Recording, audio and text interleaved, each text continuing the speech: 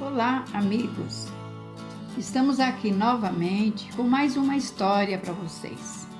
Se gostarem, deem um like, compartilhem, se inscrevam em nosso canal, enfim, nos ajudem a divulgar, pois graças a vocês, muitos outros amigos estão podendo acessar.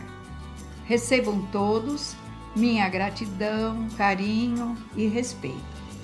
A história de hoje procura mostrar como o nosso personagem, Inácio, até mesmo de maneira ingênua, se envolve com o vício e o quanto é incentivado e envolvido pelo plano espiritual inferior para mantê-lo escravizado e qual o caminho que encontrou para ajudar-se a libertar-se e também que mesmo arrependido, sofre as consequências de seus atos. Tenham um bom proveito e reflitam. Vamos à nossa história? Obsessores do vício. Inácio encontra-se sentado à mesa do bar e saboreia uma cerveja e alguns petiscos. Parece uma cena inocente e corriqueira, porém, ao observador mais atento, será dado a visão de perceber duas entidades escuras ao seu lado. Trata-se de entidades espirituais apegadas ao vício e que sempre procuram a companhia de encarnados que se encontram na mesma sintonia que eles. E sugerem: beba mais, e ele, atendendo ao impulso, entorna a bebida à garganta e dá um estalido com a língua de prazer. Os acompanhantes desencarnados se servem desse ar volátil e igualmente se satisfazem. Um amigo de Inácio vem sentar-se à mesa com ele e conversam alegremente assuntos despretensiosos como futebol, política, trabalho e etc. Pedem mais uma e após o amigo vai embora e ele continua se servindo de bebida que altera com uma quente. Reflete em como sua esposa tem uma posição radical no que se refere a bebidas. Todos os amigos gostam dele, os parentes o recebem com muita alegria quando os visita e todos lhe oferecem uma cerveja na intenção de agradá-lo, pois sabem que ele gosta. No entanto, ela proíbe que se tenha bebidas em casa. Eu poderia estar bebendo em casa, assistindo uma televisão junto da família, resmunga ele, mas não, tenho de ficar fora de casa se quero beber. Ela sabe que não sou viciado, apenas desfruto do prazer da bebida quando não estou trabalhando. Mantenho minha família com o fruto do meu trabalho, mas não posso fazer aquilo que me dá prazer. Seus pensamentos negativos envolvem seu lar numa atmosfera de revolta. Sua esposa sente arrepios pelo corpo e um pensamento de preocupação a respeito do esposo a infelicita. Olha as horas e pergunta-se: onde estará meu marido? Há muito já saiu do serviço e deveria estar em casa. Deve ter parado no bar para tomar suas cervejas, deduz. Lembra-se de quando casaram. Ele não tinha esse costume de beber. Apenas em festas ou reuniões ele se servia. Ainda assim, de alguma bebida doce e em poucas doses. Aos poucos, ela viu essas doses aumentarem. Comprou para beber em casa e com o tempo passou a beber cervejas, pois era uma bebida inofensiva, segundo ele argumentava, e que todo mundo bebia, ele não era o único. Com o nascimento de seus 2 filhos, ela acreditou que, sentindo suas responsabilidades aumentarem, ele diminuiria esse uso. Porém, isso não aconteceu. Com os gastos, com a bebida, o orçamento familiar sofreu um duro golpe. Não poderiam mais fazer belos passeios como antes, e os filhos tiveram de frequentar escolas públicas e renunciarem a cursos extras por contenção de despesas. Ela lembra-se das inúmeras discussões que tiveram, toda vez que ela o aconselhava a parar com a bebida. E quando as crianças presenciavam o pai completamente embriagado, falando palavras desconexas e tropeçando nas pernas, e sempre finalizavam com a esposa em prantos.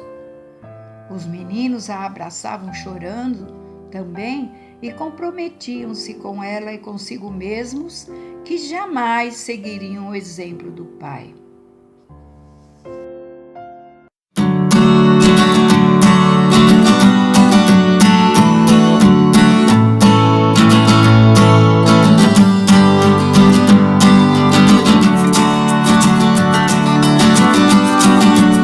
Obsessores do vício. Ao perceber que a atitude do esposo poderia influenciar seus filhos negativamente, Eunice, a esposa, usou do único recurso de que dispunha, que era proibir a entrada de bebidas em casa. E com isso, Inácio começou a passar mais tempo no bar do que em casa. Ela olha novamente o relógio e seu filho mais velho percebe seu nervosismo e aproxima-se carinhoso e lhe diz: "Não se preocupe com ele, mamãe. É melhor o pai na rua do que em casa, pois quando ele não está, tudo é tranquilo e ficamos em paz. Deixa ele para lá." Era uma triste constatação, mas ela tinha de admitir que era real, pois a ausência do marido trazia um bem-estar naquele lar. Tarde da noite, ele chegou, mas não vinha sozinho. As más companhias do plano espiritual o acompanhavam, porém não eram visíveis aos olhos físicos e traziam uma atmosfera pesada e desconfortável. Eunice apressou-se em servir-lhe o jantar, que ele apenas experimentou. Depois, mal tirou a roupa e jogou-se na cama, já mergulhado no sono. Os companheiros que ele trouxera enrodilharam-se nele, pois ainda se beneficiavam de seu teor alcoólico. A esposa deitou-se também, porém, mal conciliava o sono e sentiu como se fosse empurrada de sua cama por mãos invisíveis. Assustou-se, porém tentou voltar a dormir, acreditando ser engano seu, e novamente voltou a sentir que estava sendo empurrada e teve de segurar-se na beirada da cama para não cair. Assustou-se novamente, sentou-se na cama e perguntou-se: "O que é isso, meu Deus?" Em seguida, olhou para o seu marido, que dormia profundamente e roncava levemente. O cheiro da bebida inundava o ambiente. Eunice procurou acalmar-se e chamou para si a atenção dos bons amigos espirituais em uma prece. Recorreu ao Evangelho, que mantinha à sua cabeceira na cômoda.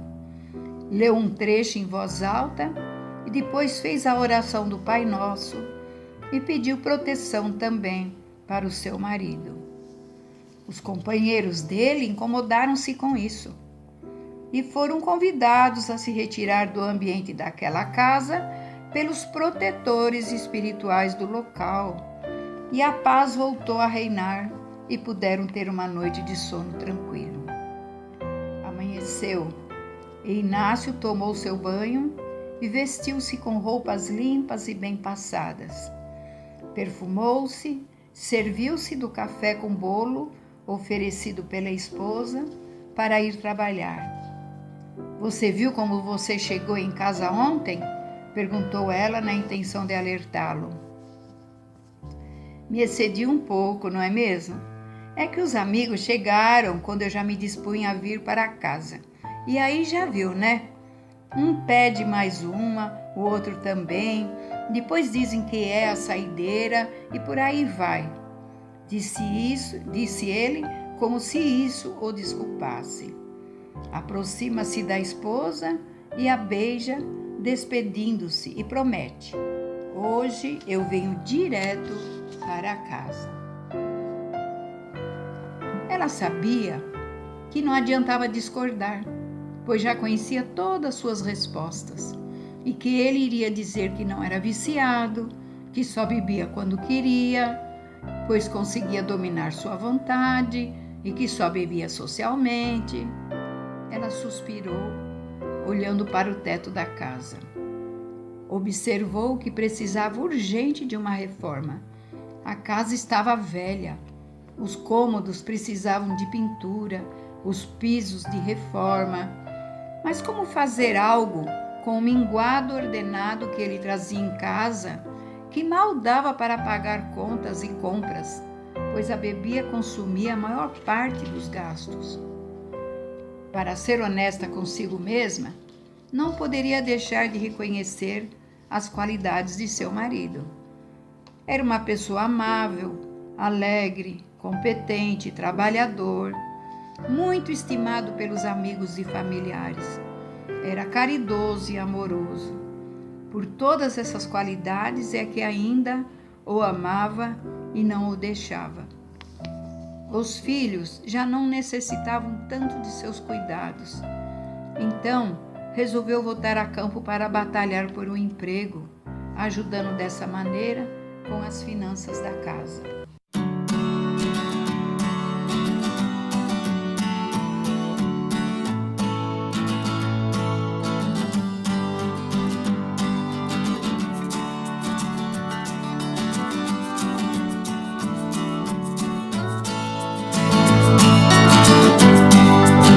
Obsessores do vício.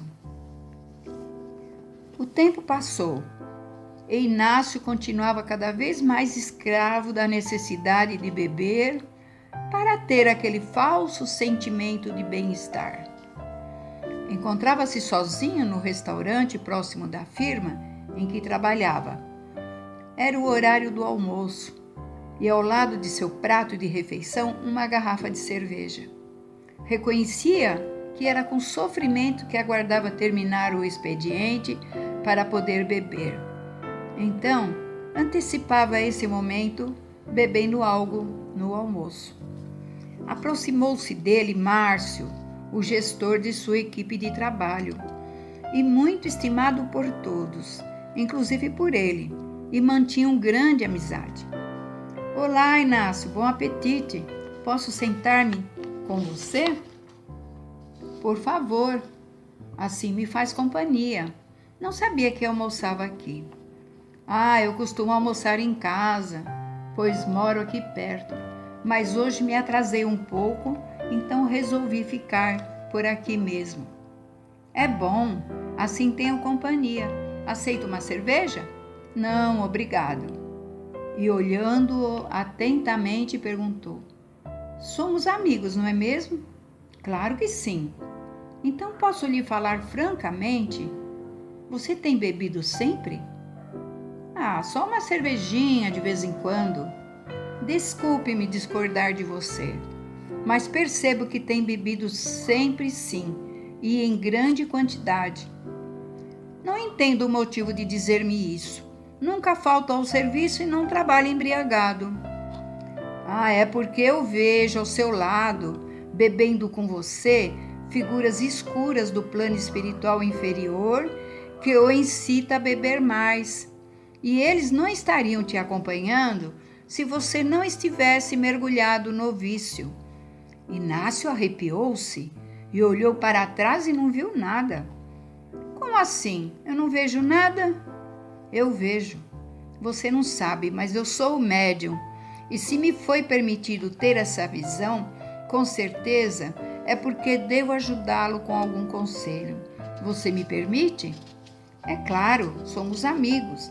E além disso, tenho a maior consideração por você, que sempre me pareceu ser uma pessoa honrada e bom companheiro de todos. Obrigado, Inácio. Eu o tenho no mais alto conceito também. Por isso lhe peço que me responda, por favor. Você bebe todos os dias? Sim, mas só à noite para relaxar um pouco. Quantas cervejas e outras bebidas todas as noites? Não sei dizer, embaraçou-se. Nunca contei. Pois vou lhe dizer que aquilo que você acreditava ser apenas um prazer, transformou-se em vício. Pois é vício todo comportamento repetitivo, e esse é o seu caso. Esses companheiros que acompanham você são obsessores e só o fazem porque estão na mesma sintonia. Você os atrai. São desencarnados que ainda não se libertaram do vício e procuram outros iguais a eles para se alimentarem. Então funciona assim: você os atrai e eles o incita a beber cada vez mais para que eles se satisfaçam. Não são maus, mas apenas ignorantes e se recusam ao tratamento que lhes é oferecido nas colônias espirituais. Enquanto você se deixar levar por eles, estará mantendo sua mente em desequilíbrio, seu lar em desarmonia. Aceite meu conselho. Não os alimente mais. Márcio despediu-se após terminar sua refeição. E Inácio ficou refletindo sobre os acontecimentos de sua vida. Os filhos adultos, a esposa trabalhando fora, o dinheiro dela rendia muito mais do que o dele. Atitude essa que ela se viu obrigada a tomar por ele não estar mais conseguindo manter as despesas. Relembra que todas as manhãs acorda com dores na cabeça e o cérebro sem condições de funcionar. Já está perto dos seus 50 anos e sente seu físico fraquejar e a não ter disposição de trabalho. Já perdeu oportunidades de promoções na firma por falta de firmeza em suas decisões. Sim, gosta de beber, mas não gostou de saber que bebe em companhia desagradável. Além disso, percebe que seus antigos amigos, que mostravam prazer em sua companhia, já não o procuram mais. Seus familiares, com receio de vê-lo embriagado, já evitam sua presença. Até mesmo seus próprios filhos preferem sua ausência do lar. Estaria realmente se entregando ao vício? Suas atitudes estariam sendo desagradáveis? Resolve aconselhar-se com a esposa, pois é a única companhia confiável que ainda possui. Encontra-a na cozinha, preparando o jantar e a cumprimenta com ligeiro beijo. Já chegou? Estranha ela. Ainda estou preparando o jantar. Cheguei há pouco. Vim direto do trabalho para casa. Preciso conversar com você.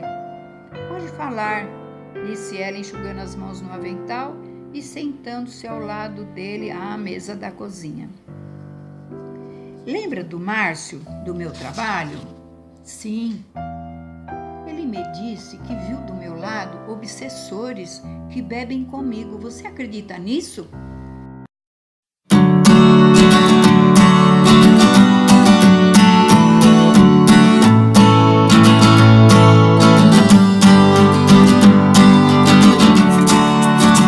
Obsessores do vício. Sinceramente, acredito sim. Tenho sentido a presença deles aqui em casa quando você chega embriagado. Por esse motivo é que passei a frequentar o centro espírita, perto aqui de casa, quando tenho tempo. Lá eu ouço as preleções e recebo passes. Sempre coloco o nome de todos nós na caixinha de vibrações para fortalecer a proteção espiritual de todos nós. Se você quiser, pode me acompanhar. Eu vou aos domingos de manhã. Inácio interessou-se e passou a acompanhar a esposa aos domingos. Não deixou de beber, mas procurou diminuir a quantidade, para provar a si mesmo que não obedecia ao comando de ninguém. Mesmo assim, precisou de muita disciplina e sacrifício para conseguir diminuir. Ouve falar de reforma íntima nas preleções e procura refletir sobre si mesmo e conhecer-se melhor. Porém, a luta é difícil e os obsessores o incitam ao fracasso. Vamos beber, sugerem aos seus ouvidos.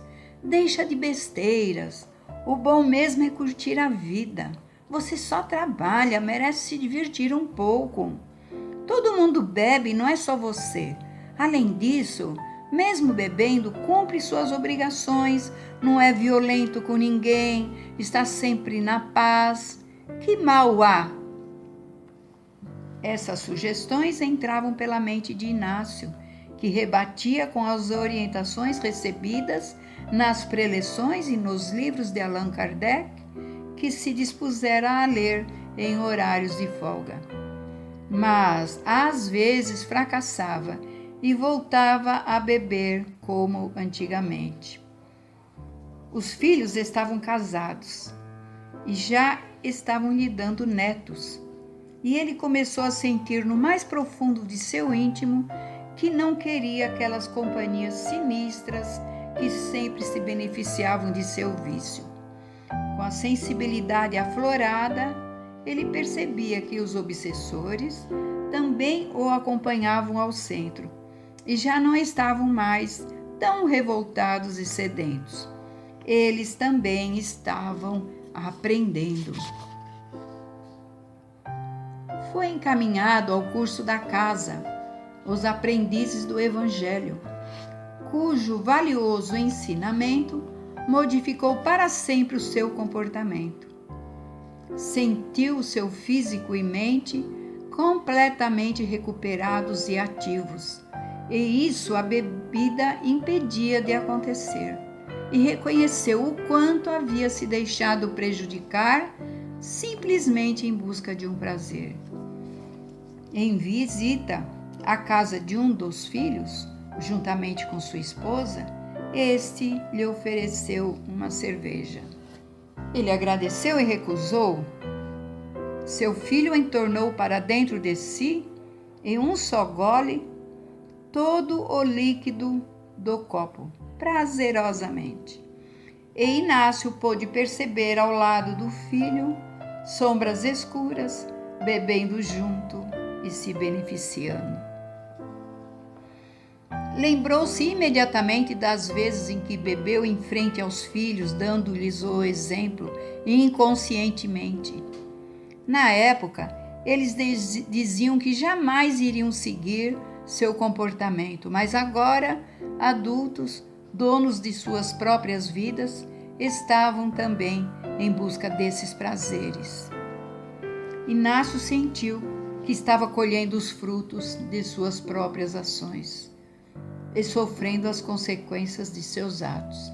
E se pergunta: quantas vezes durante nossa vida agimos pensando somente em nós mesmos? Esse egoísmo é o que nos leva ao vício. Não percebemos que somos exemplos aos nossos filhos com nossas atitudes. Ele se desespera e se culpa, pois está colhendo aquilo que plantou. Durante o culto do Evangelho no lar, que faz com sua esposa, lê a passagem que diz que será perguntado aos pais: o que fizestes dos filhos que dei sobre a tua responsabilidade? Percebe então que ainda está a caminho e muito pode fazer para orientar seus filhos. Ninguém melhor que ele para dizer sobre os prejuízos que causam o vício, sobre todos os ângulos, espirituais, morais e físicos. Conta ainda com o auxílio da esposa que nunca o abandonou e vê descrever em seu horizonte novas lutas, porém está fortalecido no esclarecimento e na fé em Deus, que atende a todos seus filhos e sabe da necessidade de cada um. Fim de Obsessores do Vício. Um grande abraço para todos.